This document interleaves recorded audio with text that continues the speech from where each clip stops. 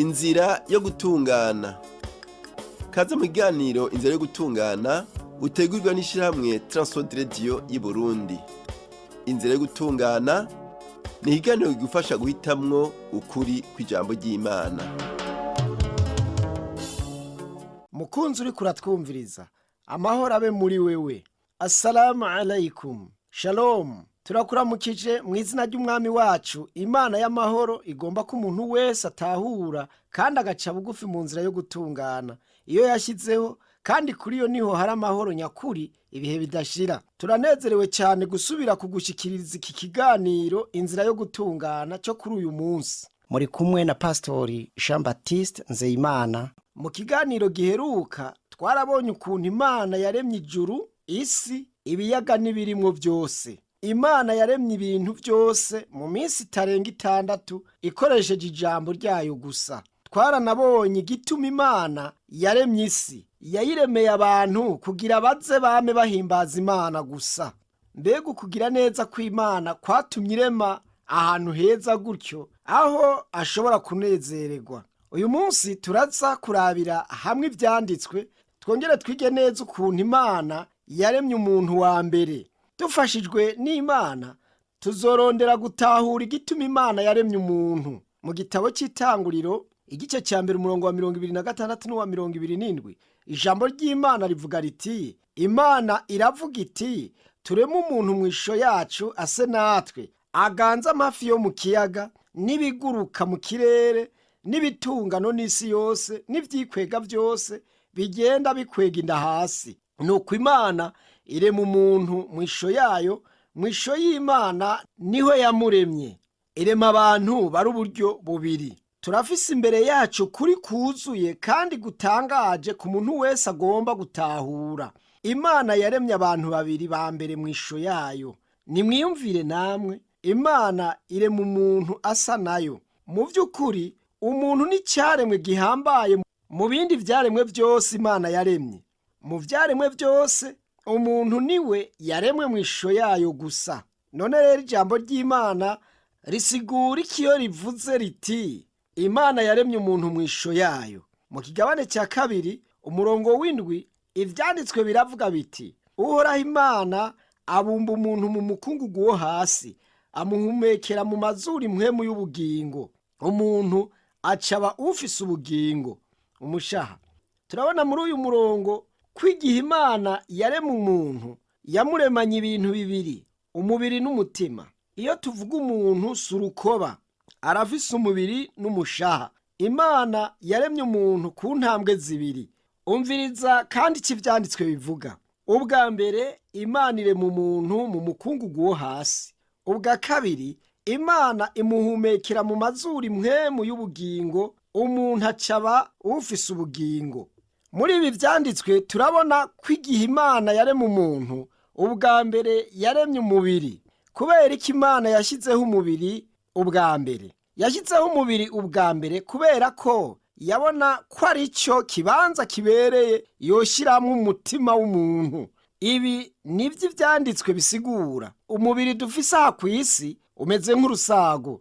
Imana yaremye urusago kugira ngo ishiremwo umutima. Imana yoba yakoresheje iki mu kurema urusago ubwa mbere? Ijambo ry'Imana rivuga ko Imana yabumvye urusago mu mukungugu wo hasi. Uwavugishwa n'Imana Dawidi yanditse muri Zaburi ngo, kuko aziremwa ryacu yibuka ko turi umukungugu. Zaburi y'103 umurongo wa 14. Ni ivy'ukuri umubiri ukozwe mu mukungugu, ariko ibi ntibisigura yuko atacumaze. Mu mubiri w'umuntu hari uduce nsozabwenge turenga imiliyaridi n'imiliyaridi. Ivyo bice byose bishyizwe hamwe kandi bikora mu rutonde rumwe. Umubiri w'umuntu ni gitangaza. Mu mibiri yacu Imana yahashizemo ubwonko, umutima, amahaha, urwagashya, igitigu, amara, amagufa, imitsi, urukoba, amaso, amatwi, zuru, umunwa n'ibindi bihimba byinshi bitangaje. Igihimba icyo ari cyo cyose kirazi igikorwa cyaco, icyo Imana yakiremeye.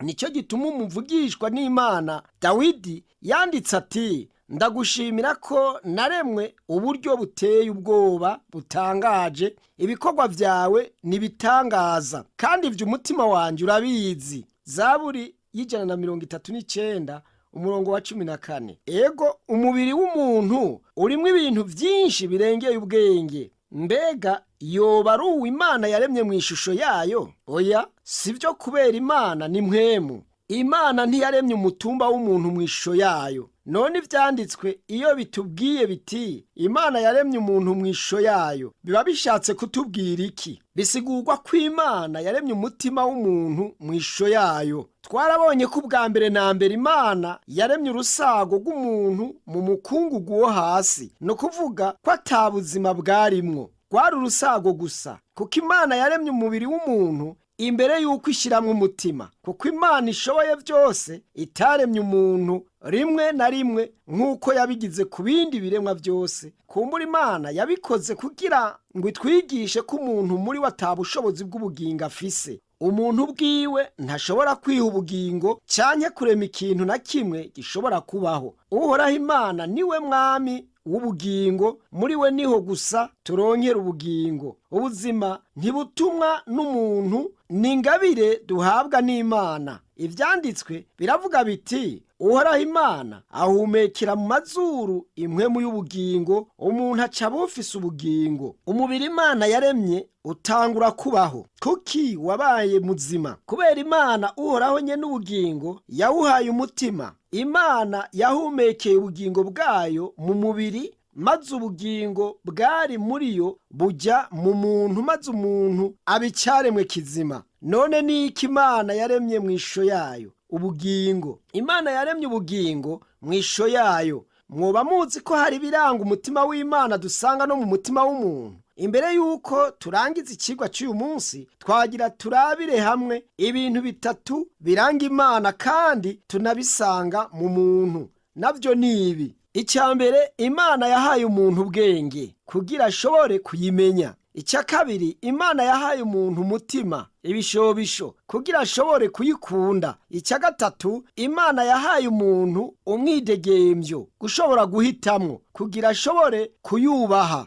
Nk'uko tubonye ibi bitatu dusangiye n'Imana, dushobora gutahura ivyanditswe ico bisigura iyo bivuze ko Imana yaremye umuntu mu ishusho yayo. Nk'uko Imana ariyo nyene ubwenge, umutima n'ukugomba, yaciye ishira mu mutima w'umuntu ubwenge, umutima n'ukugomba. Reka turabe ico bisigura. Ubwa mbere, Imana yahaye ubwenge umuntu kugira yimenye yongere yiyumvire, kuko Imana nayo iriyumvira. Iyo Mana yaremanye umuntu ubwenge nk'ubwo, nuko yari yateguye kugirana nawe ubucuti. Igihe dusoma ubuzima bw'uwavugishwa n'Imana Aburahamu, turabona ko yitwa umukunzi w'Imana. Aburahamu yarazi Imana ku giti ciwe kandi bari bafitaniye ubucuti bukomeye. Ariko Aburahamu si we wenyene yagiriwe iryo bakwe ryo kuba umukunzi w'Imana. Natwe turashobora kuba abakunzi b'Imana. Imana igomba ko tunywana nayo, ari nacyo gituma yashize mu muntu umutima w'ubwenge, mpwemu ushobora guhuza n'uw'Imana. None ni iki gitandukanya umuntu n'igikoko? Ni ubwenge. Ubwenge n'impwemu vy'umuntu biratandukanye cyane n'ubwenge bw'igikoko. Mu ncamake, umutima w'umuntu wagenewe kuroranya, gutunganya ubucuti n'umutima w'Imana. Rero turiko tuvuga ibi, ntimuce mwiyumvira yuko ubwenge bw'Imana n'ubw'umuntu bingana mu bumenyi n'ubwitonzi. Ubwenge bw'Imana burengeye ubwenge bw'umuntu kure niyo. Icyo twomenya ngaha ni iki: Imana yahaye umuntu impwemu yo guhimbarirwa ubucuti afitaniye n'Imana nzima. Imana ntigomba ko abantu bomera nk'ibikoko bidashobora kuyimenya. Igikoko kirafise ubwonko ariko ntigishobora kwiyumvira Imana. Igikoko kirafise umunwa ariko ntigishobora gushimira Imana ku mfungurwa Imana yagihaye ku munsi ku munsi. Kirafise amaso ariko nticoshobora kwiga ivyanditswe vyera. Igikoko kirafise amatwi ariko ntigishobora kumviriza ijambo ry'Imana. Ariko umuntu uw'Imana yaremye mu ishusho yayo niwe ashobora kumenya Uhoraho Imana. Nshuti nawe mugenzi uriko uratwumviriza, urashobora kumenya Imana. hamwe wo kwizera ukagendera mu nzira y'ugutungana y'agakiza yadushiriyeho, urashobora kugiriranira ubucuti niyakuremye. Mu biganiro bikurikira tuzokuyagira inzira y'agakiza y'Imana, ariko icyo twotahura aha nuko Imana yahaye umuntu impwemu yo kuyimenya. Icya kabiri, Imana rero hari ikindi kintu yashyize mu bugingo bw'umuntu igihe yamurema mu ishusho yayo, ni umutima. Imana yahaye umuntu umutima kugira ashobore kuyikunda. Aha ntituriko tuvuga umutima umutera ugatwara amaraso mu bice by'umubiri, ariko ni uwo mutima wumva ibibiragira mu bugingo bwawe, mu bigumbagumba no mu vyiyumviro. Turiko tuvuga iki? Turiko tuvuga icyo umutima ugabiye gukora. Imana yahaye umuntu wa mbere ibigumbagumba biyibamwo. Imana irashobora gukunda, kwanka, kunezerwa no kumva umubabaro n'igishika. Imana rero yashyize mu muntu umutima ushobora kumva urukundo n'urwanko. Imana igomba ko umuntu akunda ivyo ikunda kandi akanka ivyo yanka. Imana igomba ko tuyikunda n'umutima wacu wose. Ngicyo icyo yaremeye umuntu mu ishusho yayo, igatako ikamuha umutima. Ikindi Imana yahaye umuntu yaremye mu ishusho yayo kigira gatatu ni umwidegemvyo. Imana yahaye umuntu wese ububasha bwo guhitamwo inzira ajana, nk'uko yo nyene ifise ububasha bwo guhitamwo gukora ikintu canke kukireka. Imana yari gushobora kurema umuntu ikamugira uko ishatse kandi ntashobore guhitamwo mu kintu na kimwe, ariko Imana yahaye umuntu umwidegemvyo n'uburenganzira byo kwihitiramwo kuyubaha canke kutayubaha. Imana ntiyagombye kurema umuntu nk'imashini, robo. Umuntu ni icyaremwe gihambaye Imana yatwiremeye ku bwayo. Imana igomba ko duhitamwo kuyikunda no kuyihimbaza.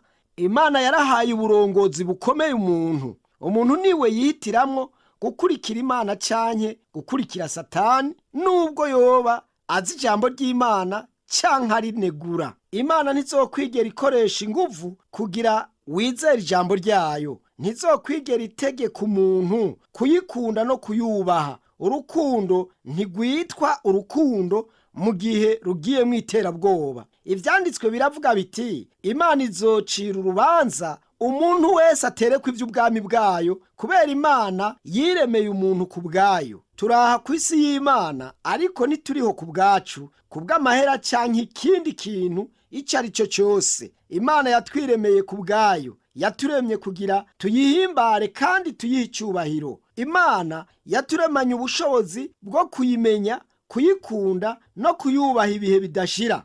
Imana ihoraho yarahaye umwe wese muri twebwe impwemu idapfa. Ni kubw'ubuntu bwayo uyu munsi, ejo, eka ibihe bidashira dufise ubucuti bwiza nayo. Niyo yavyigombeye mu kurema umuntu mu ishusho yayo. Turagushimiye cyane ukuntu waduteze yompi. Imana ibikunze tuzosubira mu kiganiro gikurikira, aho tuzorabira hamwe abantu ba mbere babayeho, Adamu na Eva. Twagire turangize tuguhaye uyu murongo kugira uwushire ku mutima. Uri mu vyanditswe bitwibutsa ubugombe bw'Imana ku muntu. Uhoraho Imana yacu n'uhoraho wenyene, kandi mukundisha uhoraho Imana yanyu imitima yanyu yose n'ubugingo bwanyu bwose n'ubwenge bwanyu bwose n'inkomezi zanyu zose. Ubutumwa bwiza nk'uko bwanditswe na Mariko igice cya 12 ku murongo wa 29 n'uwa 30. Muhejeje kumviriza ikiganiro inzira yo gutungana. Ufise ikibazo canke ico wunganira, twandikire ku gasanduku k'amakete 1140 i Bujumbura. Telefone yo mu biro ni 22 24 26 57. Iyo woyitelefonako mu mwanya w'amasaha y'akazi. Urashobora gukoresha telefone ngendanwa ni 71 204 197 canke 69 499 619. Email ni twrburundi@gmail.com.